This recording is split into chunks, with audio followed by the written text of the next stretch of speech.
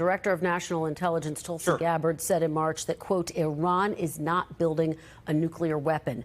Democratic Senator Mark Warner, the vice chair of the Intelligence Committee, said he was briefed on Monday that, quote, the intelligence hasn't changed. So why launch this strike now? Has the intelligence changed, Mr. Vice President? Well, a couple of things about that, Kristen. So what Tulsi said back in March is that Iran was producing highly enriched uranium that was only consistent with them wanting to build a nuclear weapon. There's, of course, an open question about whether they were weeks away, whether they were months away, but they were way too close to a nuclear weapon for the comfort of the President of the United States, which is why he took this action. Now, there's another element here, too, Kristen, which is that we had a narrow window of opportunity. We might not have been able to carry out this attack 6 months down the road. And so when you recognize, on the one hand, the Iranians are trying to get a nuclear weapon, and on the other hand, we have a narrow window in which we can set that program back a very long time, it would have been irresponsible, I think, for the president not to take the action that he did, which is why Fordo was destroyed last night. And just to be very clear, did the president say go based on U.S. intelligence or Israeli intelligence?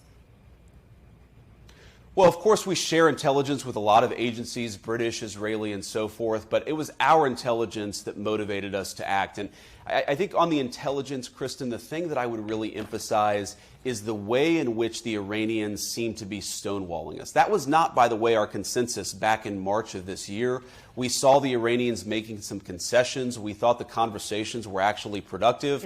By mid-May, everybody in our intelligence community and the president's senior team looked at ourselves and said, the Iranians are not being serious. They're no longer making concessions. They're no longer actually responding to some of the offers that we're making. If you believe, as we did, that the Iranians are rushing towards a nuclear weapons program while simultaneously refusing to negotiate, how could we do anything but take serious action against this program? Do you and President Trump trust the U.S. intelligence community and its assessments?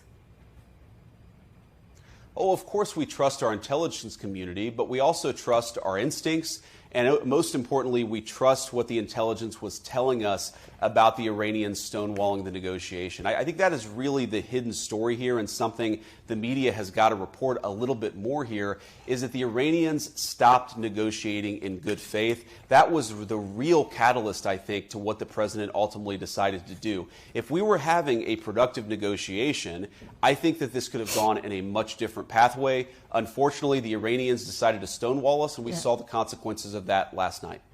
We thank you for watching, and remember, stay updated on breaking news and top stories on the NBC News app or watch live on our YouTube channel.